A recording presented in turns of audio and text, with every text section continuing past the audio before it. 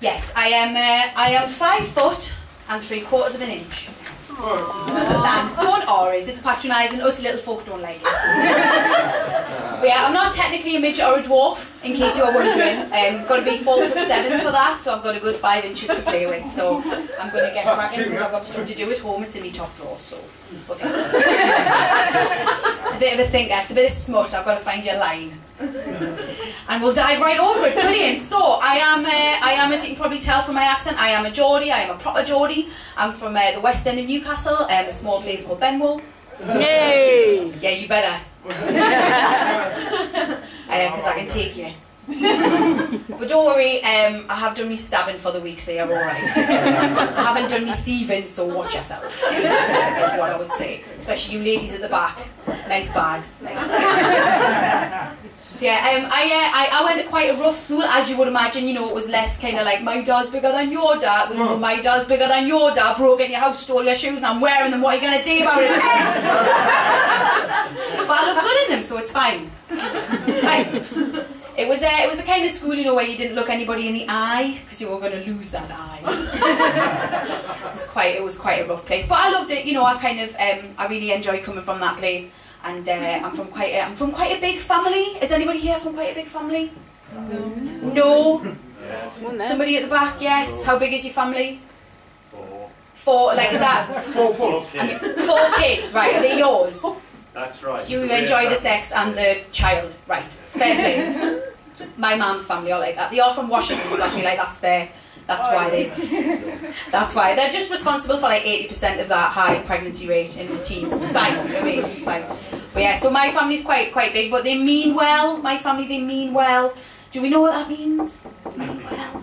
In my case, it means they can say the most horrific things, but they mean it with love. So, for example, I went to. Does somebody want to come in? Do a fire door, more or less. Hi, hello. We're just starting. I'm only 2 minutes in. You're fine. Okay, yes, I'll see. She's like, I'm not going to the bar. I'm going to use the staircase, the outdoor staircase, the veranda.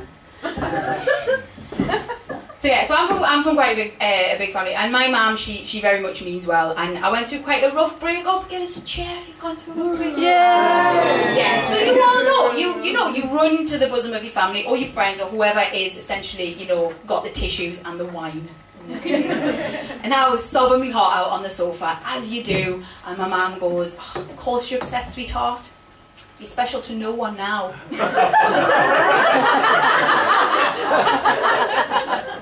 Sorry, what?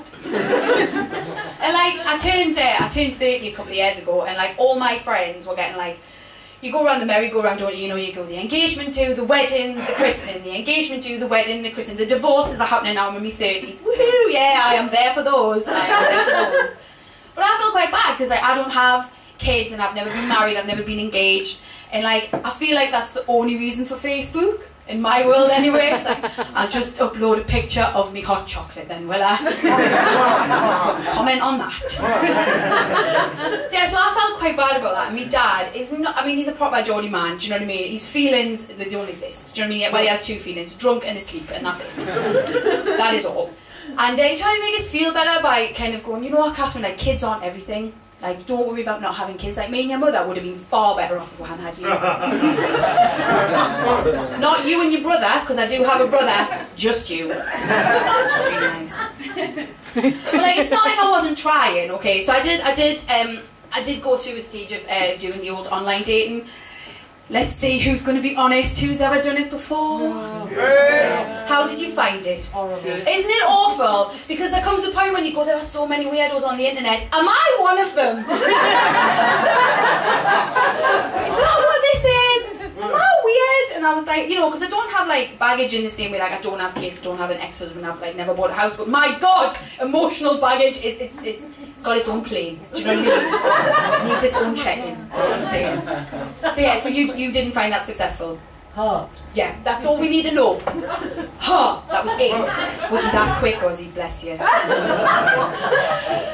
So me and my friend, as I'm sure most people do, we were kind of having a discussion, and she do you remember that really weird guy you went out with? And it genuinely took us 20 minutes to figure out which one it was. And this is why. I'm going to read you, and remember this is a selected list of people that I met in the online world. Here we go, strap yourselves in, Cumberland, strap yourselves in. There was Crazy Chris, who told me he loved me after 2 weeks. Like, I'm adorable, I think we can all agree, but like that's pretty weird. I'm pretty sure my dad didn't love us after two weeks. Or in his own words, you came out of your mother and a chasm opened in your face. It's like, love you dad, totally love you.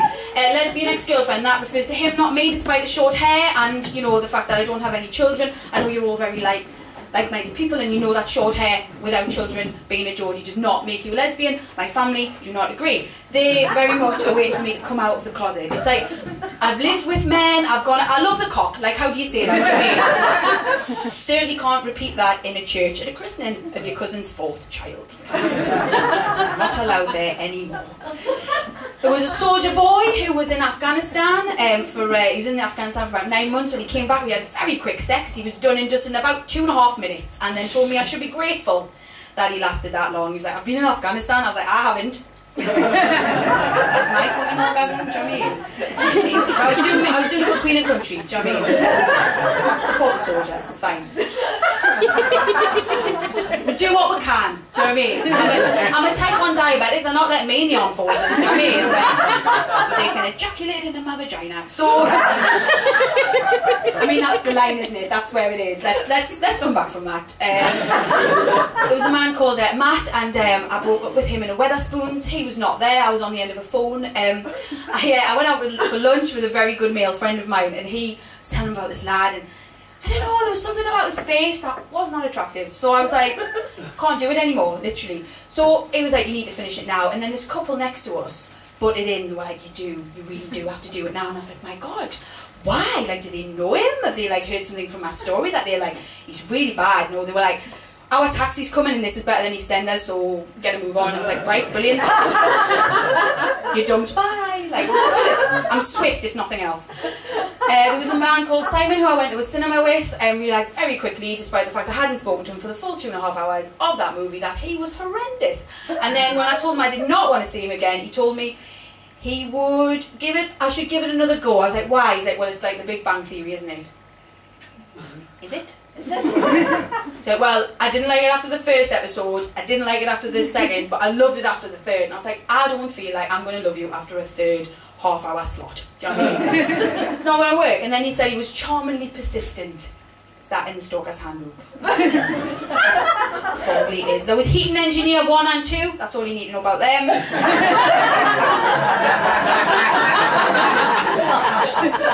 There was a Manchester comedian, because when you're a comic, like, that's all you see. Like, if you work in an office, you probably end up marrying somebody you sit next to for like 2 years because they just grind you down. And in comedy, that is essentially what happened. All you need to know about him is lovely boy, very narrow penis, lost a condom inside us for 4 days. Genuinely true, and it still smelled like strawberries when it came out. So, you know, I'm fresh, fellas. I'm fresh. And there was James, who I met in the December, started going out with him in the January. We'd moved in together by the March, knew it was over by the May. I was back at my mum and dad's by the June. We weren't talking by the September. He wanted me back by the January. Boom! Relationship, right there. Do you know what I mean? Impressive, is what I'm saying. But I have found love. I've got quite a posh boyfriend. He's from Jesmond. He doesn't know I talk like this. I talk about pins on the green and feel bad for the working class. It's really good. I mean, he's got, like, it's quite funny though going out with somebody who's middle class, because we have different frames of reference. Like, to him, like, he's got an allotment. Like, that is where he like tends to his fruit. I'm not being like, that doesn't mean anything other than he grows raspberries. Like, just so you're aware, tending to his fruit is not a euphemism. But like, for him, that is totally what an allotment is about. And like, for me, in my world, like from Ben world, do you know what I mean? An allotment is where they find the body. It's very different. But I am unusual. Like, I'm a teetotaler and always have been. Like, I've never drank. it's weird, it's weird. A tiny little woo there is the best reaction I've ever got. Like, I did the hyena last year, and genuinely this guy was like, no! Walked out. Oh my God. So weird. And I did a gong show in the gorgeous Stockton, and this guy just raised his car like, that is, I'm out. She was fine when she told about fannies and cocks, but nah. You're from the northeast. You've got to be drunk at least 80% of the time. And like, the thing that I love about being like in Newcastle and being a teetotaler is like you cannot get a cup of tea anywhere past 9 o'clock. They just turn the machines off. It's like, I don't want a coffee, I want a tea. It's just going to clean the machine more. Fucking tea. But the best thing I think is like my friends can't really understand like how I end up with like the rotter from the night out, because I will, like, guaranteed. Like, you've obviously ended up with them. I mean, it's awful, isn't it? You just know. But when you're drunk, at least you can be like, I can forget about this in my beer haze. Like, yeah, well, I don't have that. So my friends are like, don't understand you. Like, how can it happen? You know, like you don't have the Jaeger goggles, which I gotta say, it should just be called, how did I get home? Because that is the phone call that I get on a Sunday morning. Catherine, I took you. Oh God, thank God. Yeah, tell me about it. But yeah, my friends just really don't understand it. Like, I don't get it. Like, you're not drunk. I'm like, I know, but I've got cripplingly low self-esteem. And he said, you like my hair, so gonna let him try and lose a condom inside of it. Like, what else? That's what I do nowadays. But my favourite thing about being on a night out is like definitely the chat blind, and I'm going to share my favourite with you. This guy genuinely asked me if I wanted to go back to his place for a nobbin. He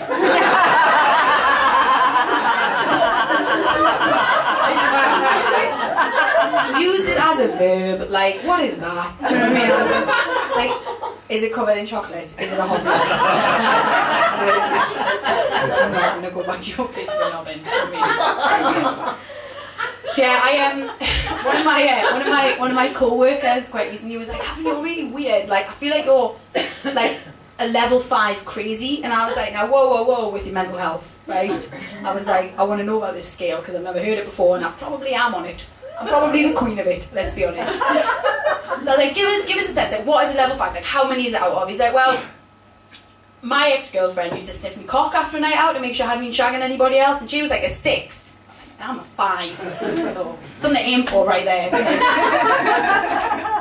Just what about your cocks? Let's have a smell. Like, that's what I think. Like, I don't think I'm crazy, right? I don't think it's mad to kind of, you know, strive for, you know, positive things in life, and the kind of, you know, I moved jobs, I've moved house in the last 10 years 12 times. It's not a good thing. I mean, I can move a king-size mattress like a motherfucker. Like, I don't need any help. I mean, I know all of the cheap rental places in the northeast. But I don't think I'm that crazy. But like, my friend was kind of, it might be the reason as to why you've been single for a while, because I was single for about 3 years, off and on in between the lovely internet men. And she was like, look, I think I know why you might be single. And I thought she was going to do that really gorgeous, lovely thing that women sometimes do for each other. They're like, you know, you just won't accept anything less than what you deserve, or you got really high. No, she was like, you talk about poo all the time, and I do. And I didn't realise that I did until I was on a car journey from Newcastle to Manchester. Now that is a 3.5-hour journey, and I was in that car with 4 male comedians, and believe me, for them it felt a lot longer. And this is why. They were talking about wanking and pooing, and I was like, fuck it, right, that's my 2 favourite things as well, I'm diving in, right? And I think we can all agree my genitalia are far more impressive. And I was like, chatting away about stuff, and they went really quiet, and I realised it's gone really quiet. One of the lads was like, it's obvious that you don't want to sleep with any one of us, because that is the least sexy thing a woman can talk about. And I was like, oh, but when you were talking about your biryani shite you had on Tuesday, I'm fucking wet, mate. Do you know what I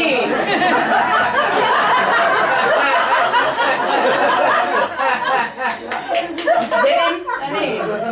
And I'm sorry, right, but if you had a poo that looked like a question mark with the point, you're not going to Snapchat that to all your friends. I did. Not allowed on Snapchat anymore.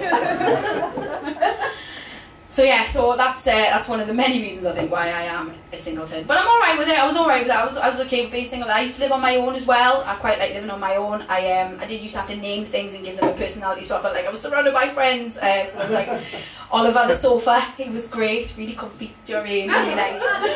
And I might have named me food before I ate it. Okay. It's cruel. We live in a cruel world, and that's alright. So now you say, you're like, she's so weird, is this true? Yeah, it's true. I name everything. I name my cars, that's quite common. Does anybody else name that? Yeah, what's your car called? Oh, sorry. Moira.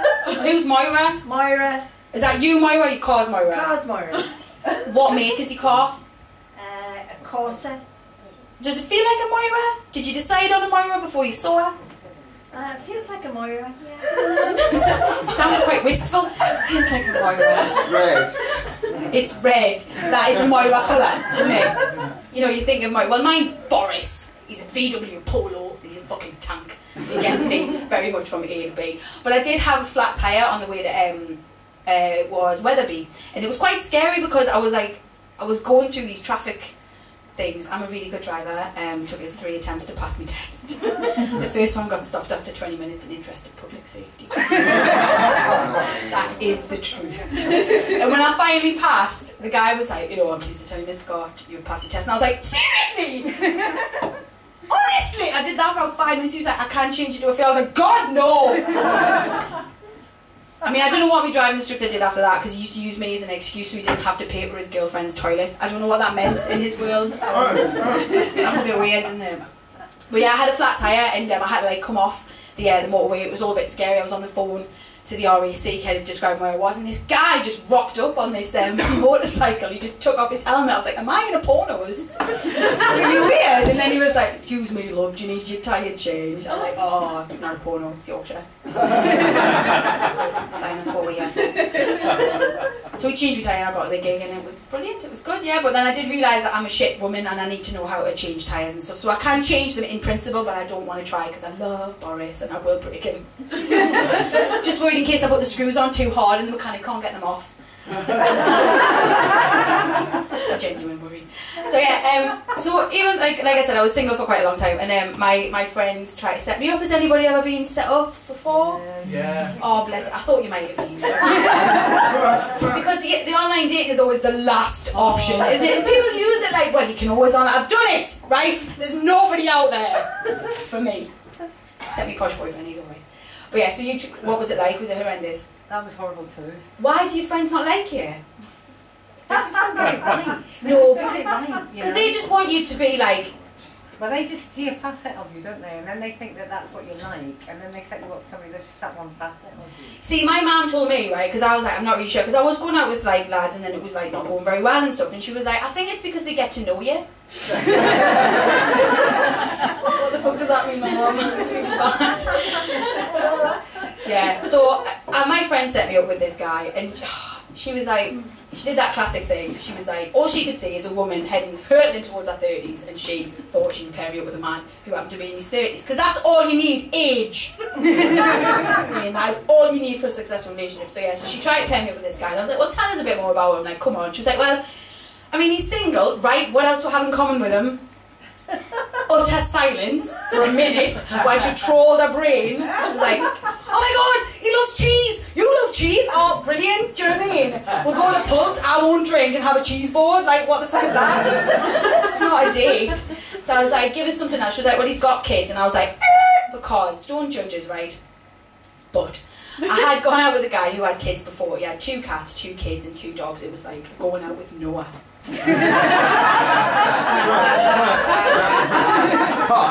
Not a happy arc, that's all I have. There were certainly no floods in my bedroom.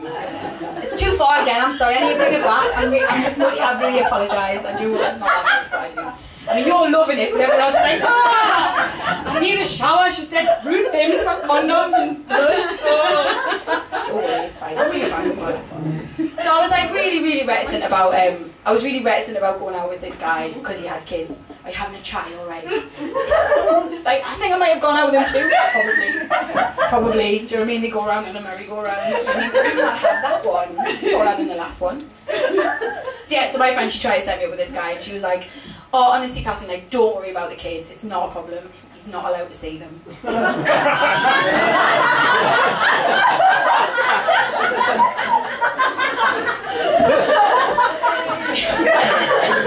was like, am I going to end up being one of those news stories that you read, like, the film's really nice, a really good car, no children, but a really nice car. Right, you've been absolutely divine. I've been CatherineScott. Enjoy this.